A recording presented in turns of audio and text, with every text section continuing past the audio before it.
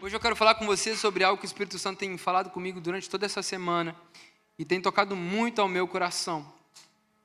E o tema da minha mensagem hoje é governando pelo Espírito. Será que você pode falar isso comigo? Governando pelo Espírito. Agora fala com fé em nome de Jesus. Governando pelo Espírito. Quem precisa governar pelo Espírito aqui nessa manhã? Eu não sei você, irmão, mas eu preciso governar áreas da minha vida pelo Espírito Santo de Deus. E é sobre isso que eu quero falar com você nessa manhã, sabe? Quando a gente olha para a palavra, a gente vê o princípio que existe por trás de nós entendemos a autoridade que nós carregamos. Existe algo muito forte a respeito da autoridade cristã. Eu não sei se você entende isso, mas quando Jesus morre naquela cruz, Ele libera sobre mim e sobre você uma autoridade. Não mais só de criatura de Deus, mas agora de filho de Deus. E como filho de Deus, a gente precisa se mover em direção a isso. A gente precisa agir como um filho de Deus agiria. Vocês estão comigo aqui nessa manhã? Tem alguém entendendo já? Por isso, hoje eu quero falar com você exatamente sobre isso. Sobre governando com autoridade. Porque nós podemos governar pelo Espírito ou governar na força do nosso braço.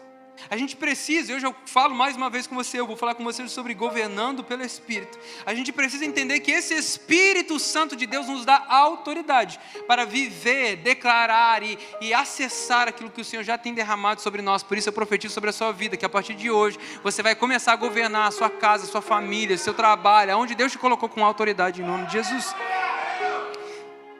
Mas eu quero falar com você sobre o texto que moveu o meu coração para falar a respeito disso. Se você está com a sua Bíblia, hoje é domingo, dia de ler a Bíblia, aleluia por isso. 2 Crônicas, o livro de 2 Crônicas. 2 Crônicas. Quero falar com você hoje sobre um personagem que talvez você não ouviu falar muito na Bíblia, mas está lá, é bíblico. E ele foi um dos reis de Israel. O nome dele é Rei Josias. Olha o que a palavra fala para mim e para você em 2 Crônicas 34, do 1 em diante. A palavra fala para mim e para você. Josias tinha 8 anos de idade quando começou a reinar. E reinou 31 anos em Jerusalém. Sabe, é engraçado porque... Deixa eu te dar um pouquinho do contexto para você poder entender por que esse menino assumiu um trono. Porque é uma criança, sim ou não, gente? 8 anos de idade. Uma criança assumiu um reinado, e não só qualquer reinado, o reinado do povo de Deus. Mas a palavra vem falar para nós, eu não sei se você sabe, mas o primeiro rei levantado em Israel foi Saul, e depois disso veio, muito bom, Davi, obrigado. Você que faltou à escola bíblica dominical, se prepare que o carisma está chegando, aleluia. Então, gente, depois de Saul vem Davi, ok? Davi, um dos maiores reis de Israel até hoje. E a palavra fala para mim e para você que Davi era um homem segundo o... Isso, agora está aparecendo mesmo a escola bíblica dominical. Então vamos falar junto de novo. Davi era um homem segundo o... Um homem segundo o coração de Deus. Mas pastor, como é que pode ser um homem segundo o coração de Deus, mesmo diante de tantas falhas, de decisões erradas? Mas a palavra fala que Davi tinha um coração que assumia e falava diante de Deus: Deus, eu sou pecador, eu tenho problemas, eu tenho dificuldades, eu não posso ser um rei sem o Senhor, eu não posso governar esse povo, eu não posso governar a minha casa, eu não sou nada sem o Senhor. Esse era o coração de Davi, um coração disponível, um coração quebrantado, um coração humilde, amém, gente? E hoje eu falo com você sobre governando pelo Espírito. Se você olha o que Davi viveu, Davi governou sim pelo Espírito Santo de Deus. Como nós muitas vezes tomamos algumas decisões erradas na nossa vida, a gente às vezes toma decisões que Deus nunca mandou a gente tomar, não sei você. Mas talvez assim como Davi, assim como eu, em alguns momentos da sua vida você tomou decisões que Deus nunca mandou você tomar. Mas Davi entende momentos da vida dele que ele errou, ele se arrepende. A palavra fala que o maior ato de rendição, de humilhação no povo hebreu era rasgar as suas vestes, jogar cinza sobre a sua cabeça, enfim. Era um sinal de humilhação para dizer assim: Deus, eu me arrependo do que eu fiz, eu preciso voltar aos caminhos do Senhor. Talvez você que chegou nessa manhã precisando tomar essa atitude. Já estou pregando, tem alguém comigo aqui? Hoje eu falo com você sobre governando pelo Espírito. Para você que está online aí, comenta aí: governando pelo Espírito. E quando a gente olha para o rei Josias, que depois de Davi, começaram então a vir uma série de reis. Seu filho Salomão e depois Roboão e Jeroboão, seus 2 filhos, seus netos, netos de Davi. Então dividiram o reino de Israel em 2, o reino do sul e o reino do norte. Reino do Sul, Jerusalém. Reino do Norte, Judá.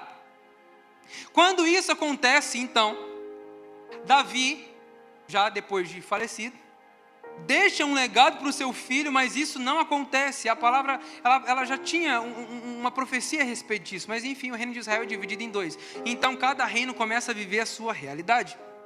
Mas então no reino de Judá, a palavra fala que alguns anos depois, alguns bons anos, e daqui a pouco eu vou te dar um dado a respeito disso, mas a palavra fala que o rei Josias assume o trono com 8 anos de idade. Por quê, pastor? Porque o seu pai foi morto por conspiradores. E no reino de Israel, depois que Davi passou, irmão, era assim: levantava um rei e matava, levantava um rei e matava, levantava um rei e matava. Eu que não queria ser rei de Israel, amém? Meu Deus do céu. Você é rei? Eu não, estou fora. Porque existia mesmo essa realidade cultural, era isso que eles estavam vivendo.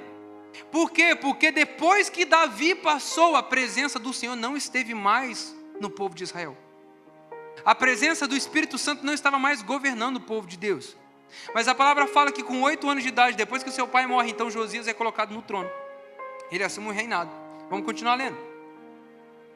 Verso 2, isso aqui, irmão, me marca demais. Eu não sei você, mas se você tiver um job description tão bom quanto esse aqui, eu tenho certeza que você ficaria muito orgulhoso. Olha o que a palavra fala. Verso 2, ele fez o que o Senhor aprovava e andou nos caminhos de Davi. Imagina Deus falar de você assim: cara, o neto fez o que era justo aos meus olhos. Em outra versão vai falar, essa versão NVI vai falar para mim e para você: fez o que o Senhor aprova e andou nos caminhos de Davi, seu predecessor ou seu antepassado, sem desviar nem para a direita e nem para a esquerda. Eu estou falando de um menino, e a gente vai ver um pouquinho para frente que ele tem um encontro com o Senhor aos 16 anos de idade. Continua sendo um menino, amém, gente? Com 16 anos de idade, o Senhor o encontra. E ele então começa a buscar o Deus do seu antepassado Davi. Mas você sabe, eu fiquei curioso para saber quanto tempo havia entre Davi e Josias. Aproximadamente 350 anos. É muito tempo, gente. Em outras palavras, se você volta um pouquinho os livros, a gente vai ver que tem o livro de Crônicas e o livro de Reis. Era tanto rei entrando em Israel que foi feito o livro de Crônicas, o livro de Reis, para você poder entender o quanto de rei. Na hora que você passa na próxima folha já passou o rei. Você tem que voltar um pouquinho para poder entender. Mas a palavra fala que 350 anos depois, Deus encontra Israel novamente através de Josias. E a palavra fala no verso 2 que ele fez o que era certo aos olhos do Senhor e andou nos caminhos do seu antecessor Davi, sem se desviar nem para a direita, nem para a esquerda. No 8º ano do seu reinado, eu não sou muito bom de matemática, mas 8 mais 8 é 16. Então, com aproximadamente 16 anos de idade, sendo ainda bem jovem, ele começou a buscar o Deus de Davi.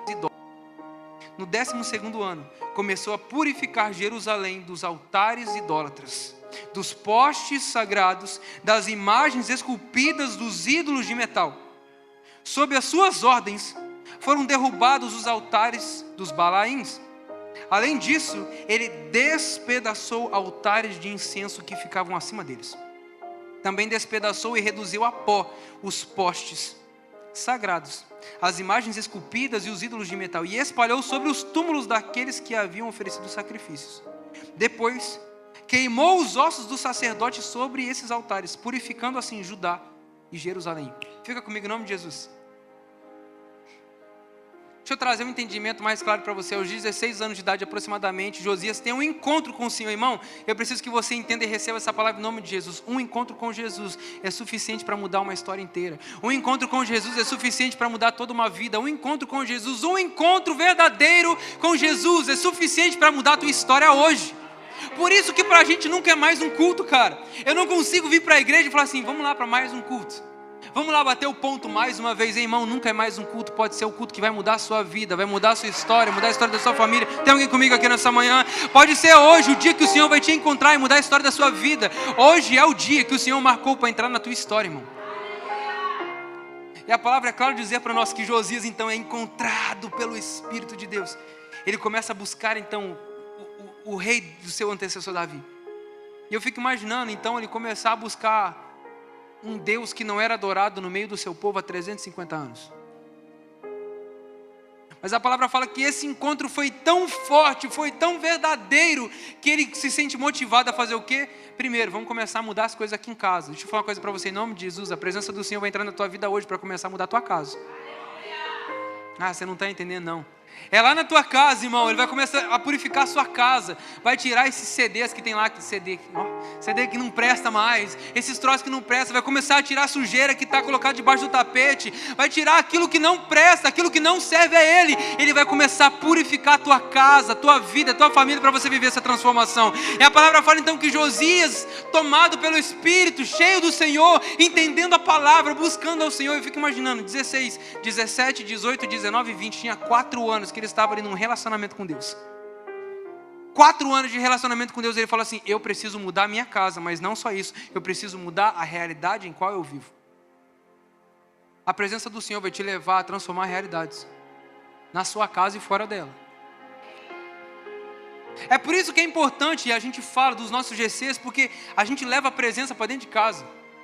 Cara, são inúmeros testemunhos aqui que você recebe de pessoas que falam assim, meu Deus, pastor, o GC foi lá para casa, era um ambiente que não conseguia mais fazer nada, e parece que tinha um troço. Ah, é isso aí, irmão, e a gente foi lá e botou o troço para fora. Aleluia.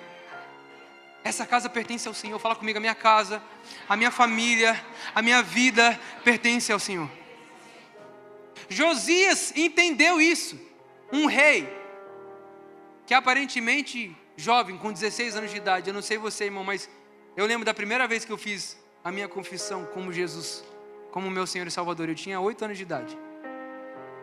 Eu lembro que a gente estava lá na Igreja Aba, lá em Curitiba, no Marumbi Expo Center, porque eles estavam fazendo uma reforma no prédio. Eu lembro desse dia, eu não lembro ao certo ao dia, mas eu lembro que eu tinha 8 anos de idade. Por isso que eu falo para você, traga seus filhos para a igreja. Irmão, não existe ambiente melhor do que a igreja, a casa de Deus, para você criar os seus filhos, a sua família. Vocês estão comigo aqui? Não existe um ambiente melhor do que você trazer para dentro da igreja, para a casa de Deus. Pastor, mas tem problema, tem dificuldade? Tem, meu filho, tem lá fora e vai ter aqui dentro, em nome de Jesus. Mas aqui a gente vai ser transformado. Aqui seus filhos vão receber da palavra. A gente não acredita em um depósito de crianças, mas a gente acredita no espaço onde elas vão receber da palavra de Deus, onde elas serão tocadas, ensinadas. Vocês estão comigo aqui nessa manhã? Onde a semente do evangelho é liberada sobre as nossas crianças. Eles não são a geração de amanhã, eles já são a de hoje. Uma hora que você fizer assim, ó, já passou. Estava com 8, 16, 22. Com 8, assumiu um reinado. Com 16, encontrou o Senhor. Com 22, começou a mudar a história de uma nação. Por isso que eu amo esse desafio, né? Porque as pessoas olham para mim, para a Sam, e falam assim, nossa, como vocês são tão jovens. Eu amo isso, irmão. Sabe por quê? Porque significa que eu tenho tempo para gastar fazendo aquilo que Deus me chamou para fazer. Glória a Deus que o Senhor me chamou cedo. Fico feliz demais. Porque é tempo que eu tenho para investir. Por isso que quando a gente começa a falar, né? Deus, eu entrego a minha vida ao Senhor. Tudo entregarei. A gente ama cantar, ama declarar isso. A gente fala, todos os dias da minha vida uma coisa vou... Irmão, quando você fala isso, sabe o que você está falando, declarando? Deus está aqui a minha vida. Eu quero gastar todos os meus dias na sua presença, levando a sua glória para minha casa, para minha vida, para minha família, para o meu trabalho, aonde eu estou, para que o nome do Senhor seja glorificado. Josias entende essa realidade, irmão. Nós precisamos entender essa realidade hoje. O Senhor não te chamou aqui para bater ponto, não, meu filho. Ele te chamou aqui para transformar a sua vida.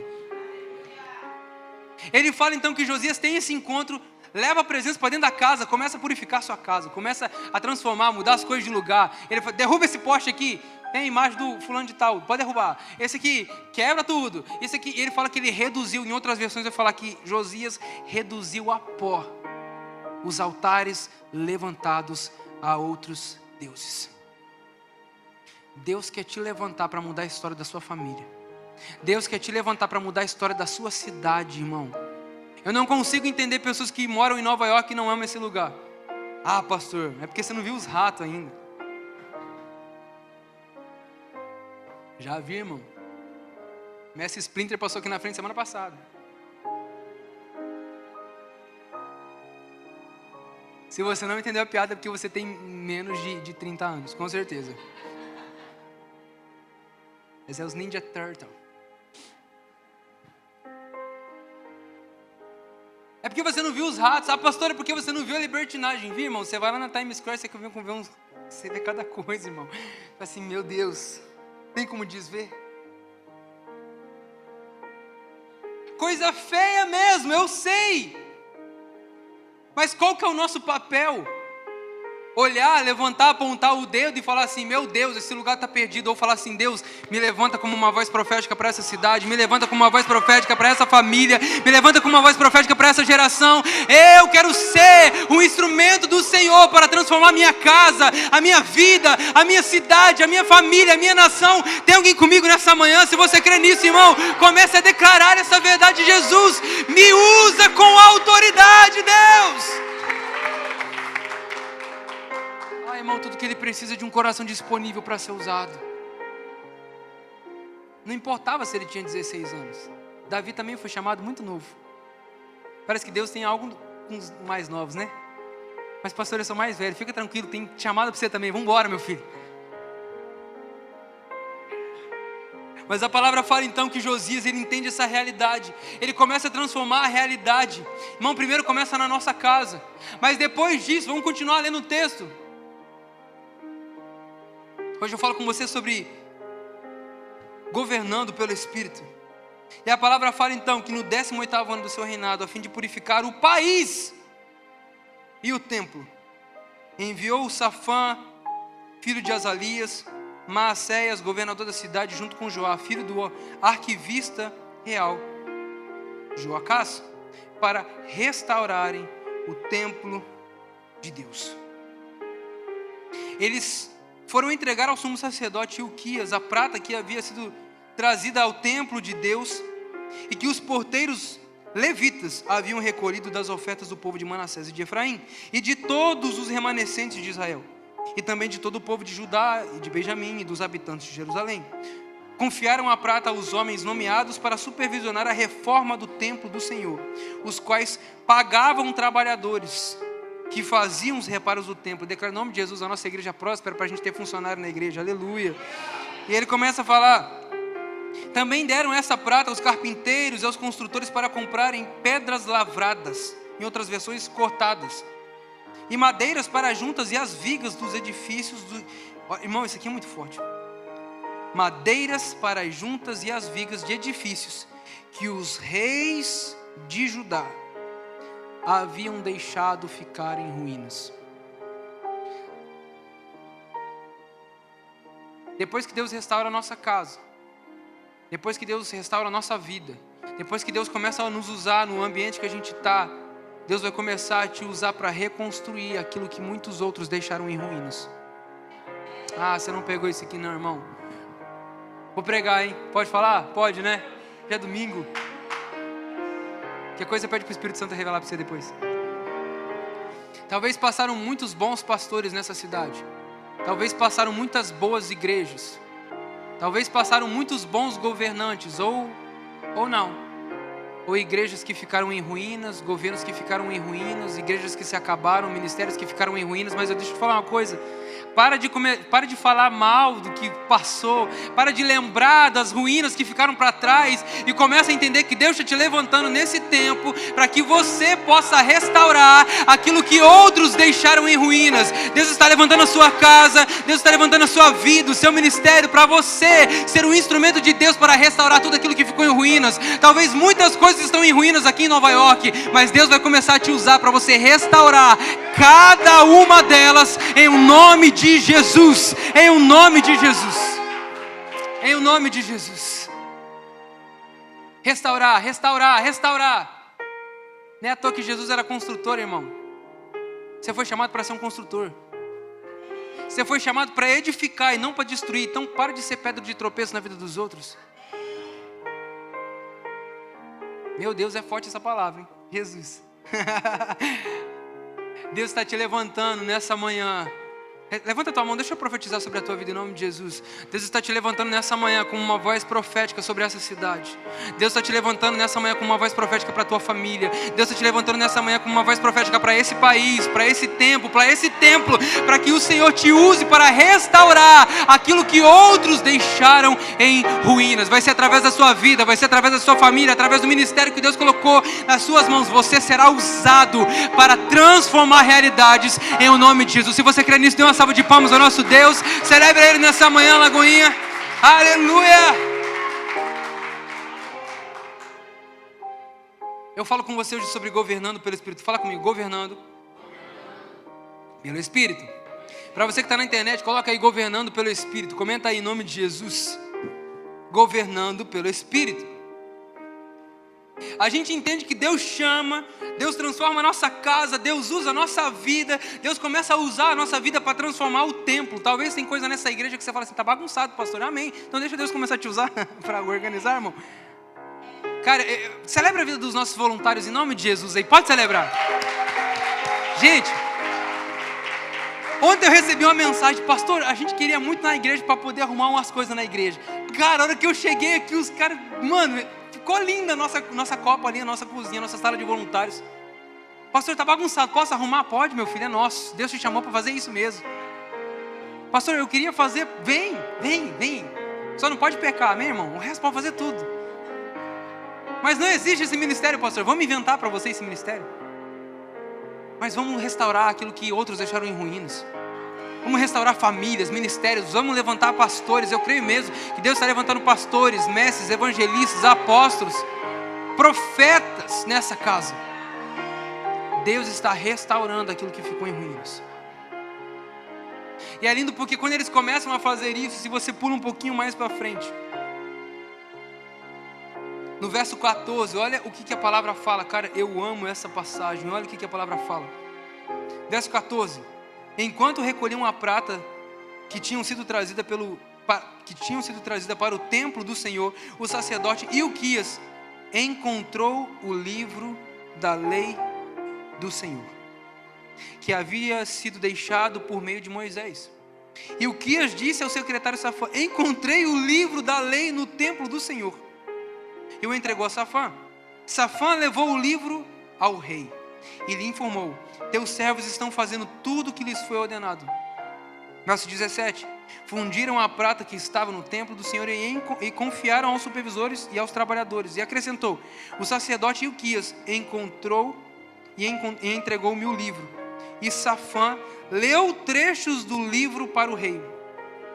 Olha o que a palavra fala no verso 19. Assim que o rei ouviu as palavras da lei, rasgou as suas vestes e ordenou a Ilquias, a Icã, filho de Safã, Abdom, filho de Mica, e ao secretário Safã, auxiliar do rei, auxiliar real, Asaías: vão consultar o Senhor por mim e pelo remanescente de Israel e de Judá acerca do que está escrito aqui, do que foi encontrado nesse livro.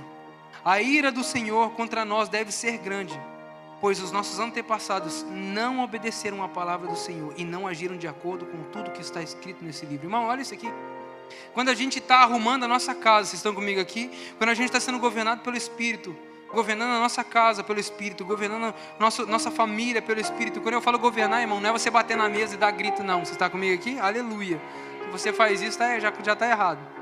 Já está sem o Espírito, com certeza. Mas eu falo sobre levar, direcionar, arrumar a casa. Tem muita gente aqui que precisa voltar para casa hoje e começar a arrumar a casa, hein? Agora a gente não escuta um amém. Yeah, I know that.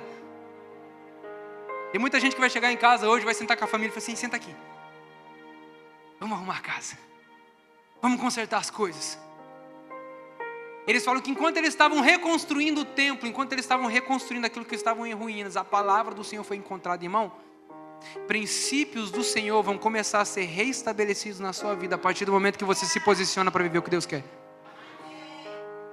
A palavra foi encontrada, isso gera nele arrependimento. Isso fala assim: meu Deus, a gente não está vivendo o que Deus tem para nós. A gente, como nação, como filho, como povo de Deus, a gente está muito longe daquilo que Deus prometeu. Nós precisamos voltar ao lugar onde nós nunca deveríamos ter saído. Irmão, talvez nessa manhã eu profetizo sobre a sua vida. Você vai começar a arrumar muita coisa, e princípios elementares da palavra de Deus serão estabelecidos na sua casa. Princípios elementares da palavra de Deus serão estabelecidos na tua vida. É muito forte porque a palavra fala para mim e para você que depois de anos Israel volta a celebrar a Páscoa, porque Josias foi usado por Deus para trazer um entendimento. Ei, nós temos uma promessa. Nós temos uma promessa. vai ser através da sua vida, através da sua casa, através da sua família, que os princípios da palavra do Senhor vão ser reestabelecidos, em nome de Jesus. Hoje eu falo com você sobre governando pelo Espírito. E quando a gente olha o que a palavra fala para nós a respeito do rei Josias, a gente entende que no final da sua vida, ele reinou durante 31 anos sobre toda Jerusalém. Tanto no reino de Israel, no reino de Judá e no reino de Jerusalém. No reino de Israel ele governou durante 31 anos. A palavra fala para nós que a partir dele foi deixado um legado para que as próximas gerações pudessem viver a realidade da palavra. Irmão, deixa eu falar uma coisa para você em nome de Jesus. Você precisa governar a sua casa, a sua vida, não só por você, você precisa deixar um legado. Qual é o legado que você tem deixado para os seus filhos, para a sua família?